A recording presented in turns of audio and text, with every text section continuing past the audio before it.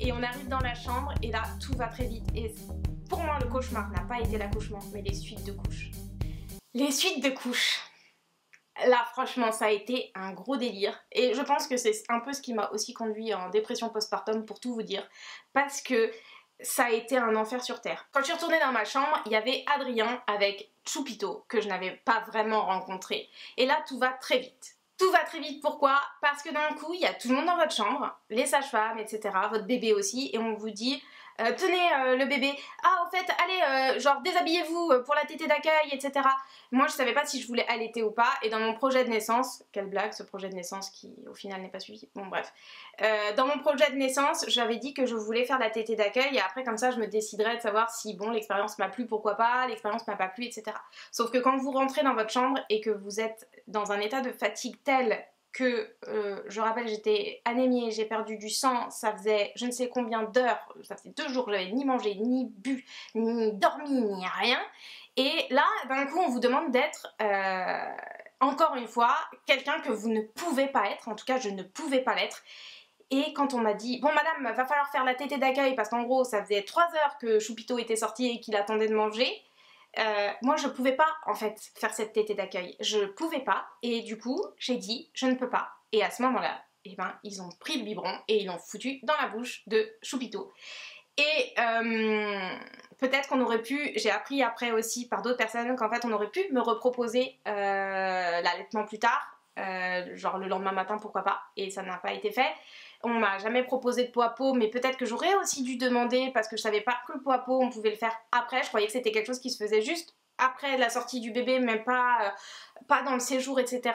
Et tout ce manque d'accompagnement, en fait c'est comme si une fois que vous avez accouché, genre c'est terminé. On n'a plus besoin de s'occuper de vous, vous devez savoir faire, vous êtes une mère. Les suites de couches aussi c'est un peu compliqué parce que comme je vous le disais, il faut que vous soyez déjà une super maman quand vous n'en avez pas du tout l'ombre d'une idée de comment être une super maman. Ou une maman tout court en fait.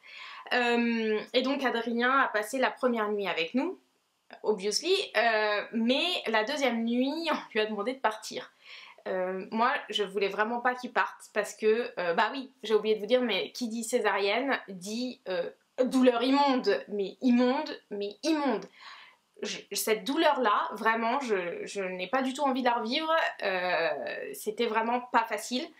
Et j'ai oublié de vous dire aussi, à toutes celles qui ont peur de faire caca sur la table d'accouchement, faites caca sur la table d'accouchement plutôt que de reprendre le transit après une césarienne les gars, parce que tout le temps on frappe à votre porte. Vous avez fait caca madame? Non pas encore. D'accord, vous nous prévenez bien hein, quand vous êtes allé faire caca. Ah bah là du coup je vous assure que les suites de couches les filles, genre on a peur de faire caca sur la table d'accouchement, mais les suites de couches c'est pire. C'est pire, c'est bien pire que faire caca sur une table d'accouchement. Désolée, je vous parle sans filtre, mais c'est 1000 fois pire. Et encore une fois, il faut vraiment que votre conjoint ou votre conjointe, ou la personne de référence, vous soyez vraiment sans filtre avec aussi. Parce que moi, pour rien vous cacher, la personne qui m'a emmenée sur les chiottes et qui a été à côté parce que j'avais peur de faire caca, littéralement, c'était Adri. Donc là, il y a mon mari, et je fais caca devant lui en lui disant « j'ai peur, je veux pas que ça sorte ». Vous voyez où on en est après un accouchement.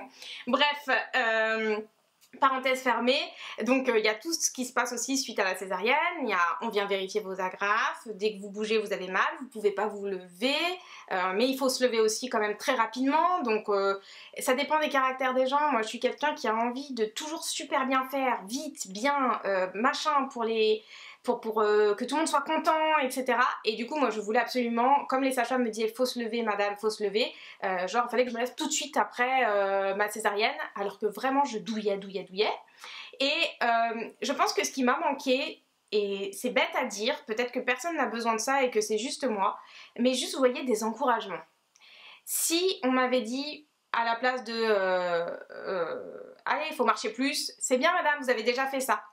Peut-être que j'aurais été moins triste, moins dans ce côté où en fait à un moment je suis arrivée, je pense que ça faisait 2-3 jours que Choupito était né, hein, Adri, juste avant que nos familles montent, où je voulais plus du tout de Choupito. C'est-à-dire qu'on a mis 2 ans à avoir ce petit bonhomme d'amour et qu'il était là et je disais à Adrien je veux m'enfuir, je vous quitte, je pars en fait toute seule et je ne veux plus du tout avoir affaire avec tout ça.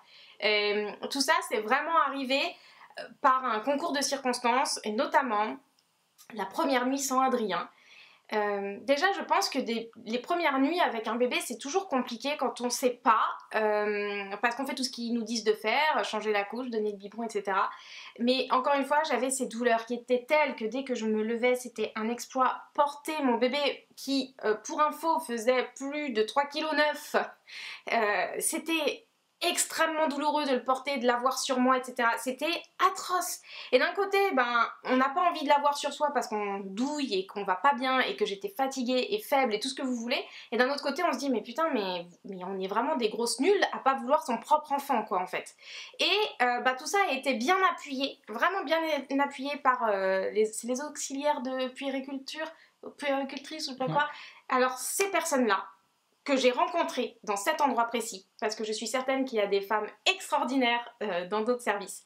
Mais alors, je ne peux pas vous expliquer à quel point elles m'ont détruite. Et je pèse mes mots, et je pense qu'on a le droit de le dire aussi, que pendant les suites de couches, on n'a pas à traiter les femmes comme ça. Et encore, il y a eu pire que moi, et je vous raconterai des anecdotes.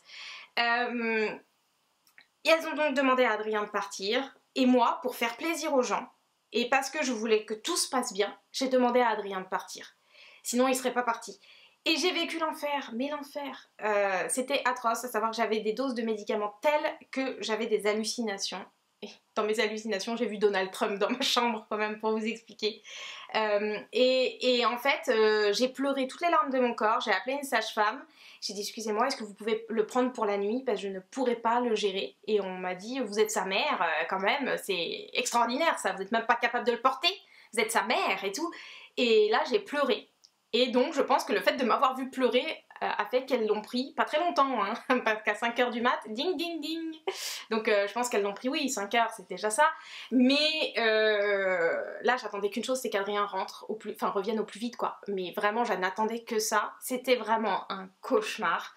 Bref, et il faut savoir aussi que nous avions un petit choupiteau qui souvent pour les enfants qui sont nés par césarienne ont un petit système digestif qui a du mal à se mettre en place, etc. Et il était vraiment dans l'inconfort total et j'étais désemparée, je ne savais pas quoi faire à part, je pouvais pas le bercer, je me rappelle il était dans son petit landau là, je sais pas comment ça s'appelle, et je faisais comme ça en boucle, bêtement, bref, c'était nul.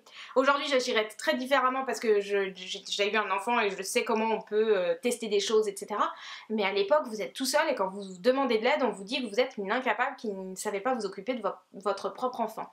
Ensuite, il y a eu toutes les réflexions sur la présence d'Adrien à mes côtés et sur le fait qu'Adrien s'occupait de son propre fils. À chaque fois, il y avait des réflexions sur le fait « Ah bah quand je rentre, c'est votre mari, c'est toujours le papa hein ?» Ma carte était pleine, j'ai été coupée.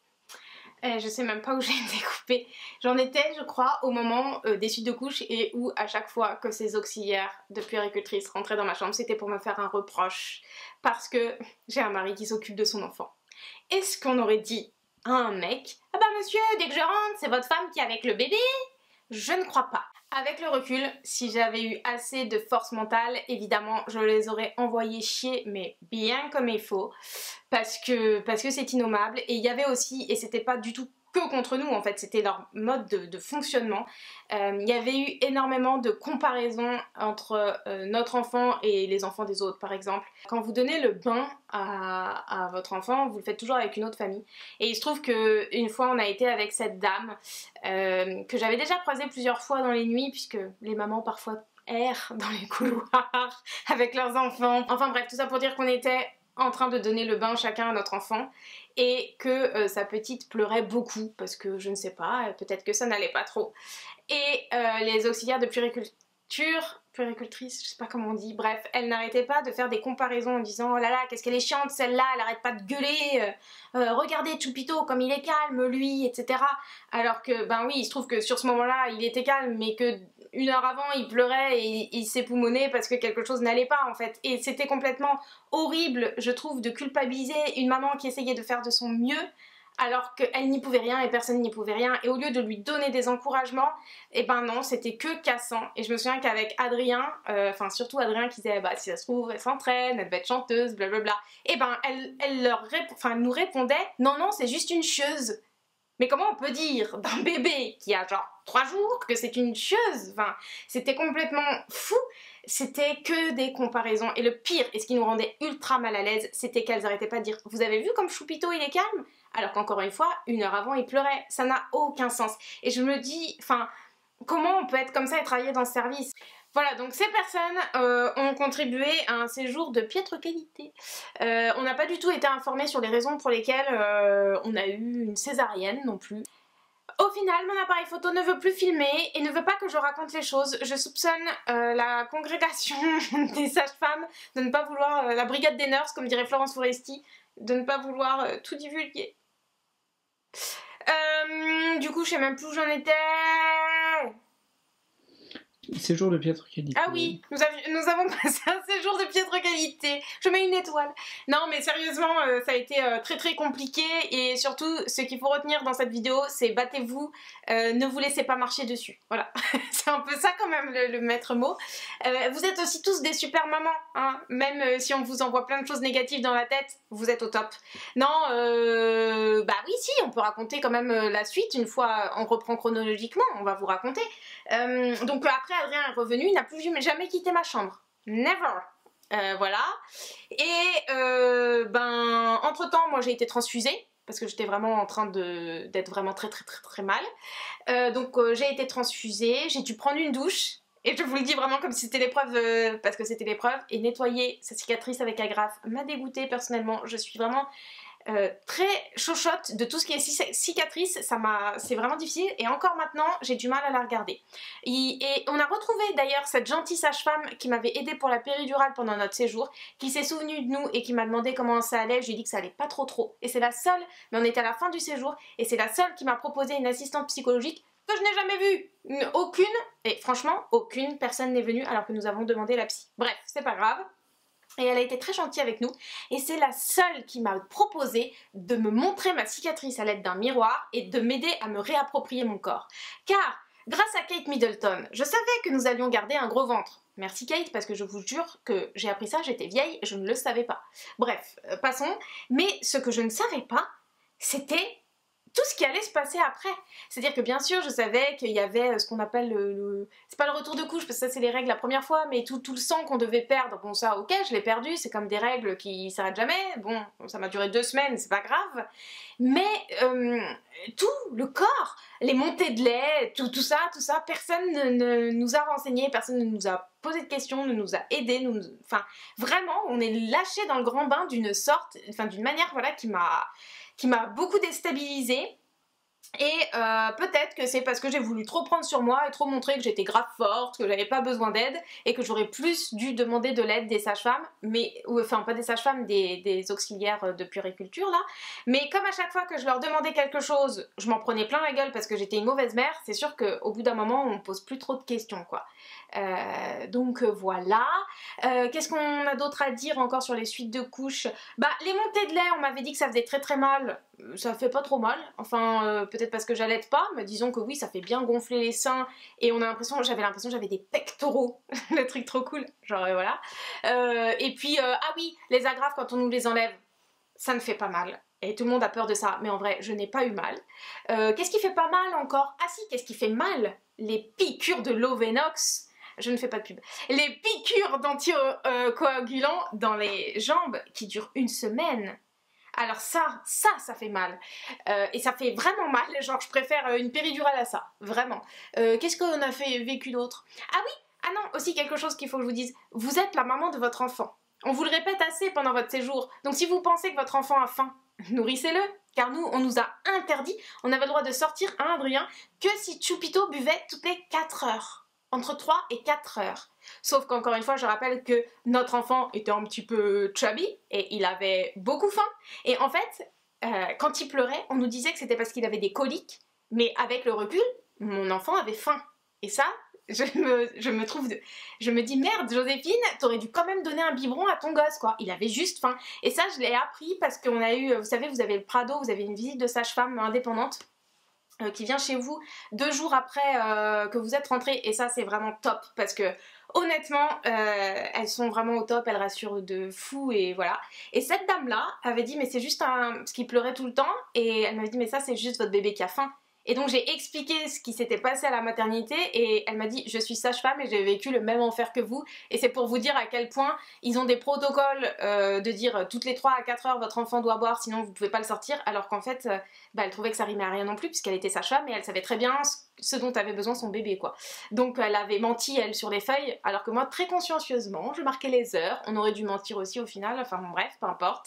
Et voilà, je crois que j'ai fait le tour. En fait il y a tellement de choses à dire que je pourrais y passer des heures mais ma carte mémoire ne le désire pas. Et surtout je pensais faire une vidéo peut-être conseil pour bien vivre tout ça parce que là je vous verse mon sac, je vous déverse mon sac, mais je pense que je vais faire une vidéo genre 10 conseils pour bien vivre l'accouchement. Là comme ça vous serez grave prête. Et je suis désolée pour les gens qui sont pas trop intéressés par tous ces sujets, mais comme d'habitude j'ai besoin de libérer la parole sur certaines choses comme les paix et le caca visiblement, mais j'ai vraiment besoin que on sache les choses et que vraiment on libère la parole et qu'on parle de choses dont on ne parle pas d'habitude et vous le savez. Je l'avais fait pour l'endométriose et ça a aidé tellement de personnes que j'espère que cette vidéo va aussi aider d'autres personnes. Et par contre j'espère que vous ne penserez pas à moi pendant votre accouchement, ce qui serait un petit peu chelou, mais si vous avez besoin de penser à moi pour vos suites de couches ou quoi, n'hésitez pas. J'ai déjà reçu énormément de témoignages sur Instagram de filles qui ont vécu des accouchements absolument atroces aussi, mais le point positif là-dedans, c'est qu'on est toutes maso et qu'on recommence.